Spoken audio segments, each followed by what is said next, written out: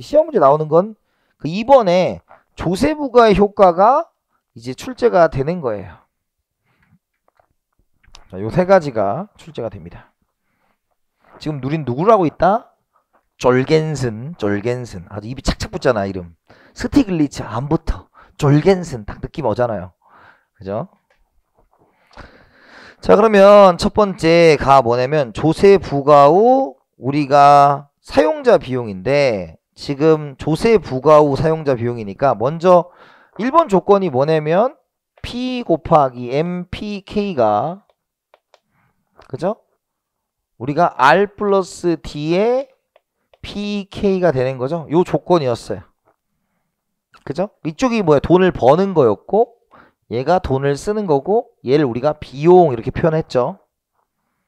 그래서 이쪽이 뭐예요? 자본의 사용자 비용이다 라는 거죠. 자본의 사용자 비용. 자, 그런데 거기 보면 우리가 지금 여기서 이제 나오는 게 뭐냐면 이제 세법상 이윤이죠. 2번에 보면 세법상 이윤은 총 수입에서 세법상 총 비용을 뺀 게 세법상 이윤이죠. 경제학적 이윤이 아니라 세법상 이윤. 그러면 거기에서 보면 자본재 1단위를 3번에 보면 자본재 1단위를 더 구입함에 따라 총 수입이 MPK P만큼 증가하면 납세액이 T 곱하기 MPK P만큼 증가하므로 법인세 부과 이후에는 자본의 한계 생산물 가치가 1-T PKP로 감소한 효과다. 자, 뭔 말일까요? 자, 이게 이제 그래서 내가 보세요. 내가 100원짜리를 자본을 하나 투자해서 10개를 더 생산했어요. 그럼 나 얼마 벌었어요? 1000원 벌었어요. 1000원. 근데 세율을 10%를 부과하면 1000원에 10%를 부과하면 조세액은 얼마예요? 100원이 거치는 대신에 기업은 요 100원을 냈으니까 1-0.1에 100 곱하기 10을 해야 되는 거죠. 그러면 여기 뭐야? T죠, T. 100이 뭐예요? P고 얘가 MPK죠. 그죠? 그러니까 내가 1000원어치 팔았는데 세금 내고 나머지 요게 뭐가 된다? 세금을 내고 내가 버는 수입이 되는 거죠. 그래서 우리가 이제 뭐라고 한다? 조세를 부과하면 수입 측면은 1-T에 P, MPK가 된다라는 거예요. 이해돼요? 그러니까 줄여 쓰는 거예요. 별거 아니에요. 그러니까 여러분 나중에 기억이 안 난다 그러면 그걸 이제 한자 그러니까 숫자로 한번 더 보면 대충 이해돼.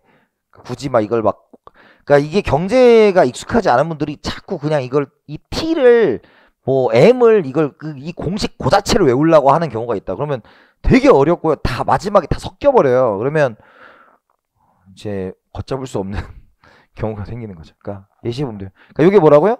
조세 부과 후 뭐가 된다? 총수입이 된다라는 거죠. 조세 부과 후 총수입이 된다. 이게 됐어요? 조세 부과 후 총수입이 된다. 자, 그 다음에 한편 세법상 이자 비용 공제율이 X, 세법상 감가상각률이 Y라면 이자 비용과 감가상각률을 세법상 비용으로 인정되어 납세액이 X 플러스 Y만큼 감소하므로 자본의 사용자 비용이 그만큼 감소한다. 자, 이제 느낌 와요? 자, 볼게요. 우리 배웠어요. 첫 번째가 우리가 이자 비용을 공제해 준다.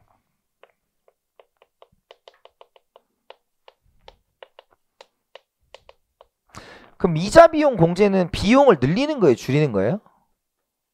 줄여주는 거죠. 비용을 줄여주는 거죠. 그 다음에 두 번째 세법상 감가상각률이죠.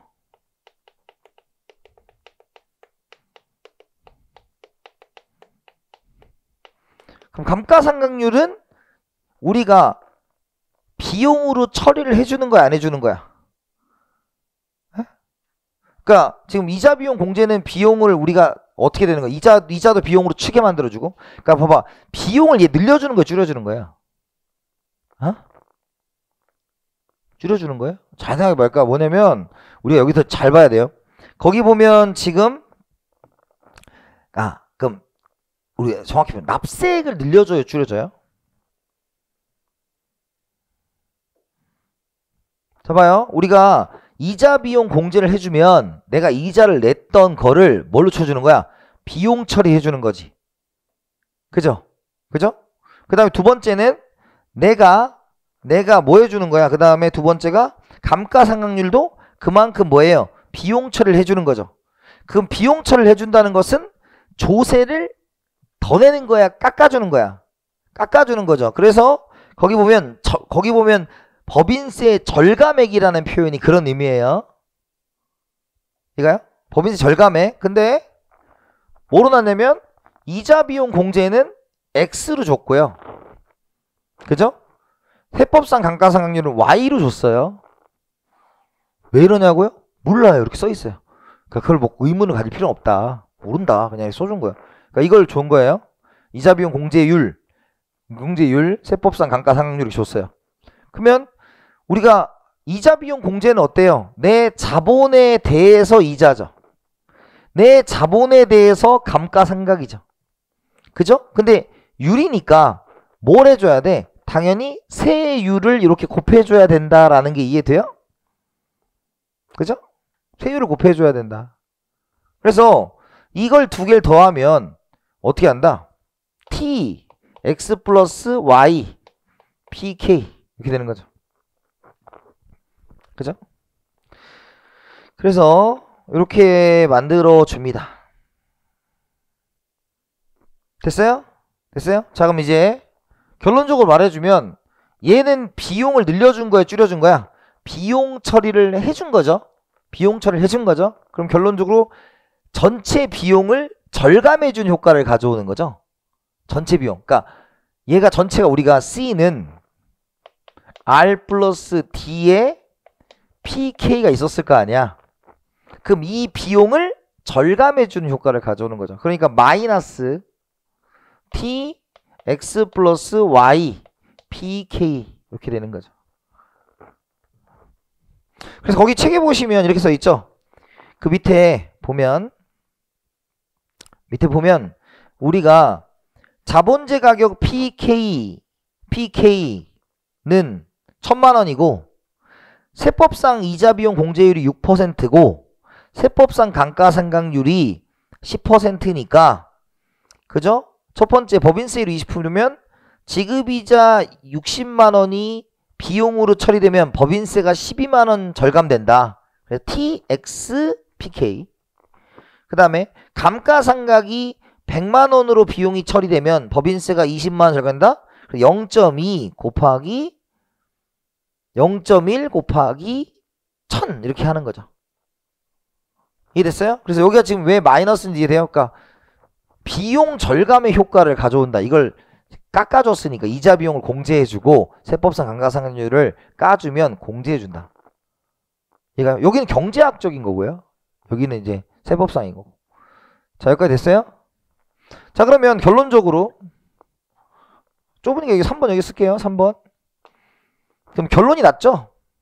이게 여기 3번이고 여기 2번이 또 있어. 3번 4번이죠. 4번. 4번이면 어떻게 되는 거예요? 1-t의 PMPK는 뭐가 돼요? R 플러스 D의 PK TX 플러스 Y의 PK가 되는 거죠. 자, 이게 지금 뭐예요? 법의 조세 부과 후에 이제 조건이 된 거죠. 저쪽이 조세 부과 뭐였어요? 조세 부과 전이었다면, 얘가 전이면, 얘는 조세 부과 후에는 이런 공식이 나오는 거죠. 요게 나오는 건 2번에 설명했고, 요게 나오는 건 3번에 설명했잖아요. 그죠? 그러면 PMPK는 1-t분의 R 플러스 D PK 마이너스 T X 플러스 Y의 PK야. 머리 아파하지 마. 이따 외우라는 거 외워요. 왜 이런 공식이 지금 나왔어요. 자, 이게 뭐예요? 중립세 부과 후.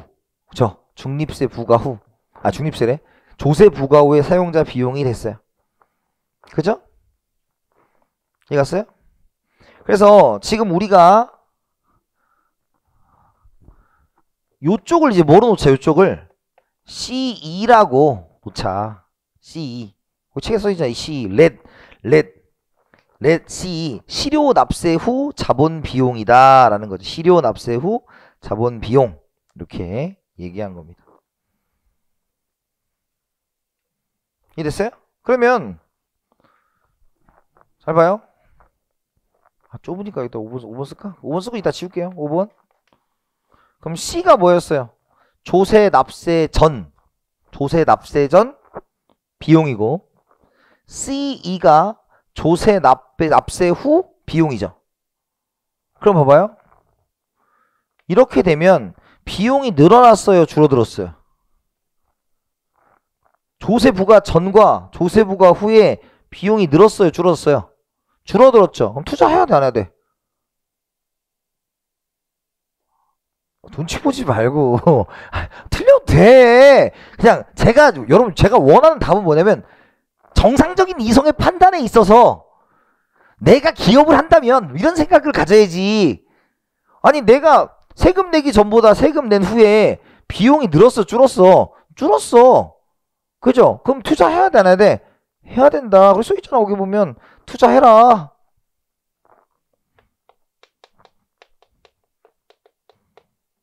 그러니까 법인세가 투자에 긍정적인 영향을 준 거죠. 세금 납부 후에 오히려 비용이 줄었으니까. 선생님 그런 게 어디 있습니까? 그건 저한테 묻지 마세요. 근데 이게 가능하죠. 왜? 왜 가능한 거야? 이거를 어떻게 조정하느냐에 따라서 가능해진 거니까. 가능할 수 있죠. 얼만큼 비용으로 인정해 줄 것이냐. 그럼 얘가 되면 어때? 얘가 되면 똑같은 거지. 뭐 투자 불변이죠.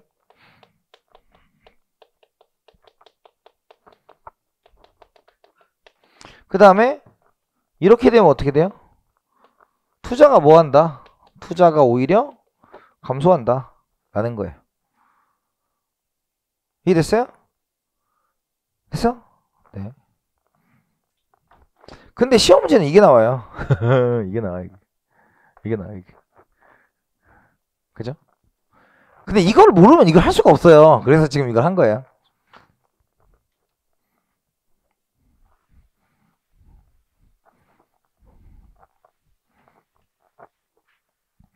자, 그러면 이제 중립적 법인세의 조건이란 게 있죠. 중립적 법인세의 조건. 그럼 중립적이란 게 뭘까요? 중립적. 조세를 부과해도 투자에 영향을 미치지 않아야 중립적인 거야. 그럼 중립적이라는 건 뭐예요? 우리가 C와 C2가 같을 때 뭐라고 하는 거다? 중립적이라고 하는 거죠. 그러니까 조세 부과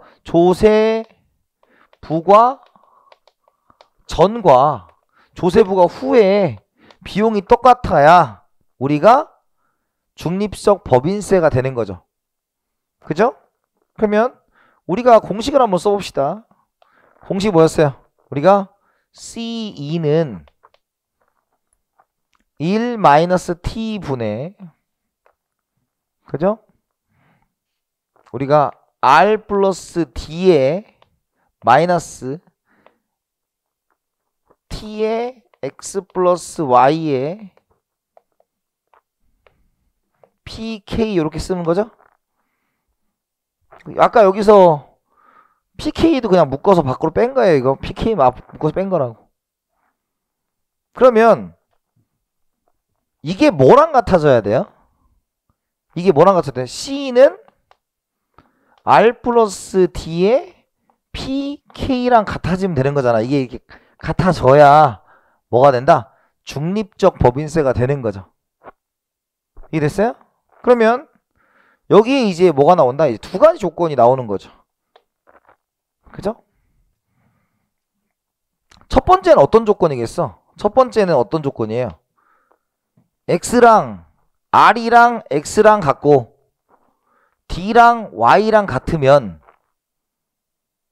그러니까 이렇게 R과 X가 같고, 그죠?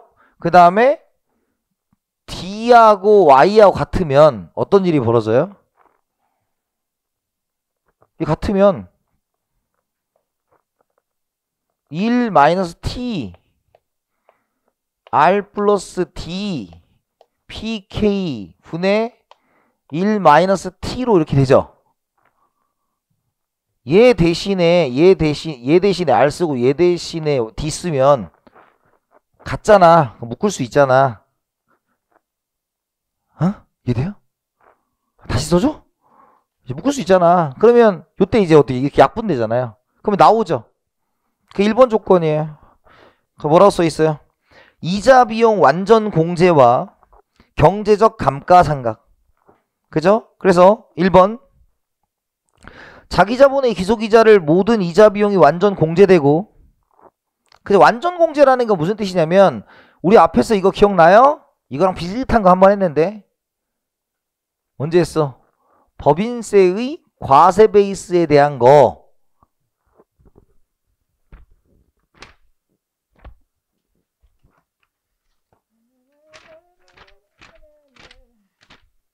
페이지 515페이지 보세요.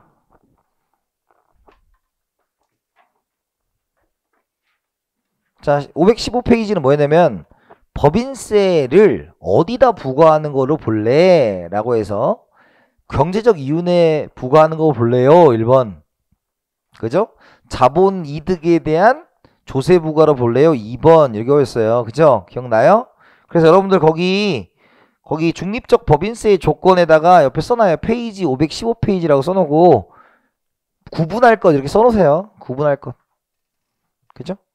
그러니까 그때는 뭐였어요? 그때는 경제적 이윤과 당기 순이익을 같게 만드는 게 목표였어요. 그죠? 그리고 여기는 지금 뭐냐면 세전 비용과 세후 비용을 같게 만드는 게 목표예요. 그러니까 주제가 달라요. 근데 주제가 달라도 내용은 똑같지. 그래서 첫 번째 그때 기억나는 게 뭐냐면 우리가 이자에 대해서는 두 가지로 생각을 해봐야 된다. 내 자본에 쓰는 이자와 남의 자본에 쓰는 이자가 있는데, 우리가 현실에서는 경제학적으로는 내 자본에 쓰든지 남의 자본에 쓰든지 이자를 다 부과를 하는데, 현실에서는 내 자본에 대한 이자는 비용 처리가 안 되고 남의 자본에 대한 비용 처리가 되기 때문에 문제가 발생하고, 그것 때문에 법인세 조건에서 남의 자본을 쓰는 것이 훨씬 더 유리하기 때문에 100% 남의 자본을 쓰려고 노력을 한다, 이런 얘기를 했죠. 그쵸? 근데 현실적으로 그게 안 되니까, 현실적이니까 이제 같게 만들려면 이자 비용을 완전 공제하자라는 거죠. 그래서 이자 비용을 완전 공제하고요. 두 번째 이제 D하고 Y랑 같은 거는 뭐예요? 우리가 세법상 감가상각률과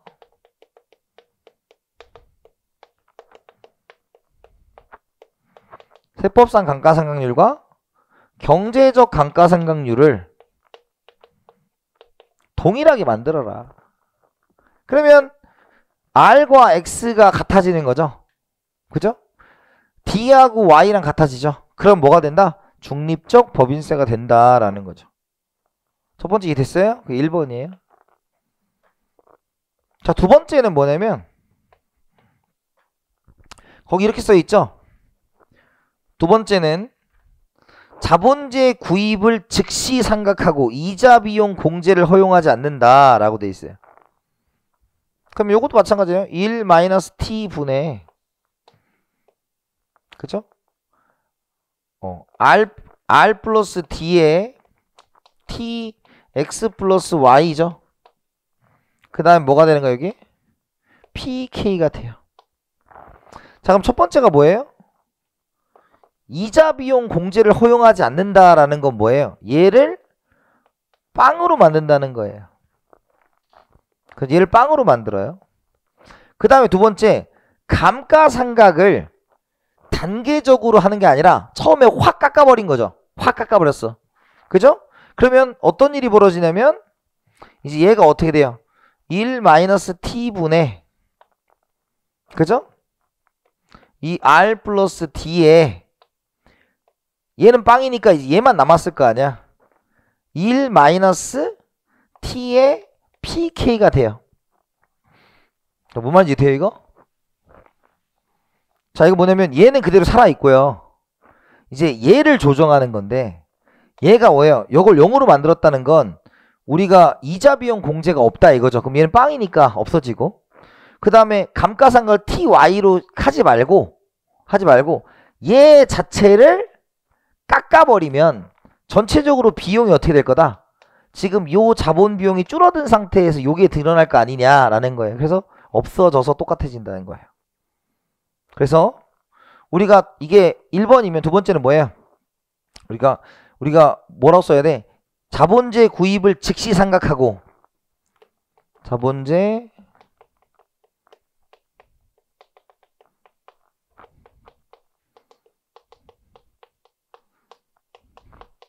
그게 뭐예요? 우리가 1-t에 K로 만들어라. 자본재를 PK에 샀지만 처음부터 세율을 깎아서 끝내버려라 라는 얘기고 두 번째가 이자 비용 공제를 허용하지 않는 경우죠.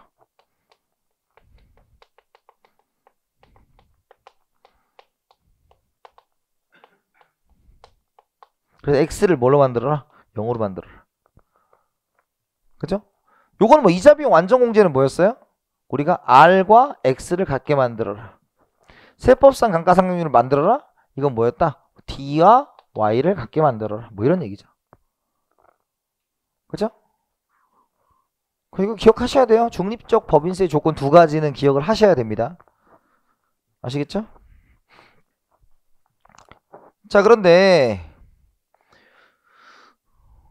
3번이에요. 3번. 이제 투자가 촉진되는 경우에요. 투자가 촉진되는 거.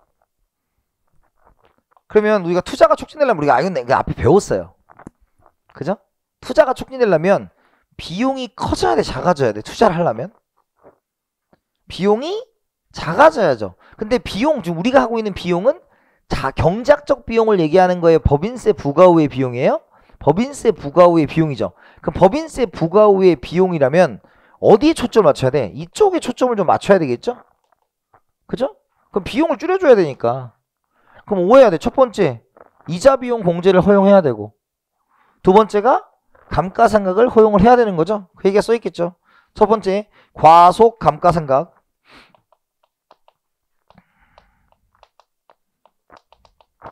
과속 감가상각은 뭐예요? 감가상각 크게 해주자 이거죠. 비용을 팍팍 처리하게 해주라. 두 번째가 뭐가 있어요? 투자 세액 공제죠.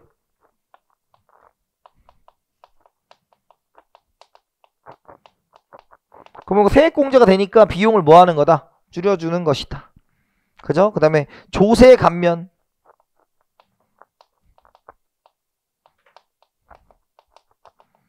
이런 것들이 여기에 속하게 된다. 라는 거죠. 이해됐어요?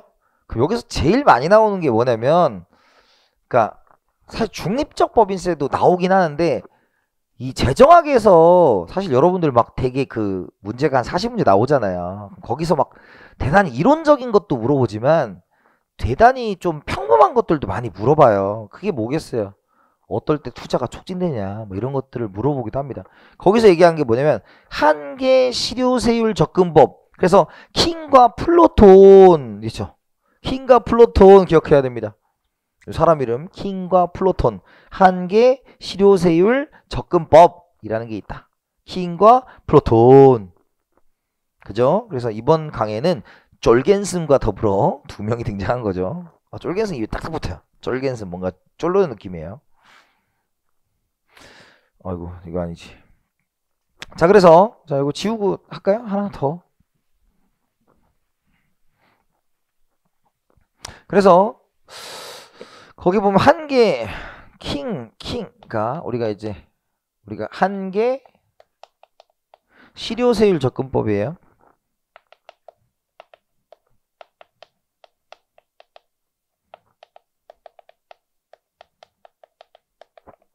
한계 실효세율 접근법.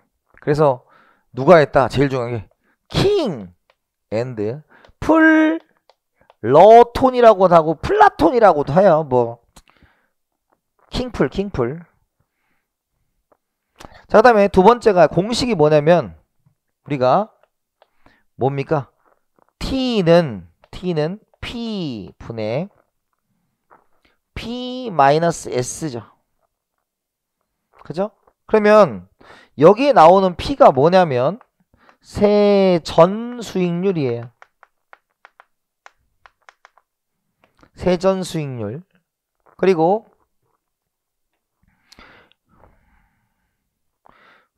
얘가 뭐가 되냐면 세후 수익률이에요. 세후 수익률.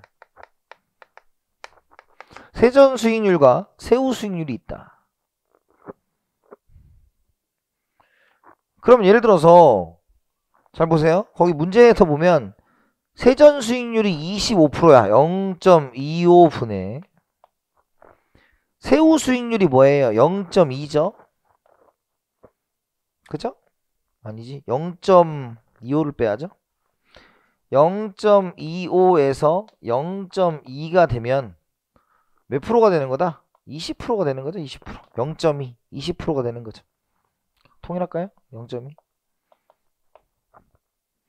이해돼요? 그럼 얘는 지금 세금을 매겨서 수익률이 뭐 한 거야? 떨어진 거죠.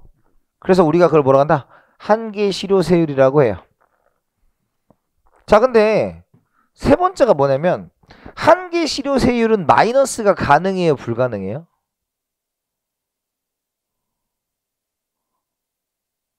에? 가능하죠. 아까 얘기했잖아. 우리가 이거 지금 한 게 뭐냐면 C하고 아까 C2하고 있었잖아. 그러면 이렇게 된다는 것은 비용을 더 절감시켜 줄 수도 있잖아. 법인세가. 그죠? 그러면 세후 수익률이 더 높아질 수도 있잖아요. 그래서 얘가 마이너스가 가능하다는 거예요. 마이너스가 가능하다라는 거죠. 그죠? 그러면 마이너스가 가능하다는 것은 그럼 뭐예요? 투자를 촉진시킬 수 있는 거죠. 일반적으로 플러스인데 일반적으로 이게 플러스라는 건 무슨 뜻이야? 우리가 세전 수익률보다 세후 수익률이 떨어진다는 뜻이죠. 근데 오히려 세후 수익률이 더 높은 경우는 마이너스가 가능하다는 얘기죠. 그럼 우리가 앞에 거랑 연결시켜 볼게요. 세후 수익률이 마이너스가 나오려면 어떤 일이 벌어졌어야 돼요? 가속 감가상각. 그죠? 세액 공제, 조세 감면 뭐 이런 게 이루어진다면 오히려 마이너스가 가능하다라는 거죠. 그래서 반드시 플러스가 나오는 건 아니에요. 그래서 거기 보면 그 5번 보세요. 이 접근법에 따르면 한계 실효세율이 높을수록 조세가 투자에 불리하게 작용하는 것으로 평가할 수 있다라는 겁니다. 일반적으로 한계 실효세율은 플러스 값을 갚지만 가속상각이나 투자세 공제와 같은 여러 가지 투자 우대 조치가 취해지는 경우에는 한계 실효세율이 마이너스가 될 수가 있다. 한계 실효세율이 마이너스라는 것은 정부가 투자 소득에 대한 보조금을 주는 것으로 조세가 투자를 촉진하는 결과를 갖는다. 됐습니까? 그래서 요 공식으로 산수하는 문제가 나와요.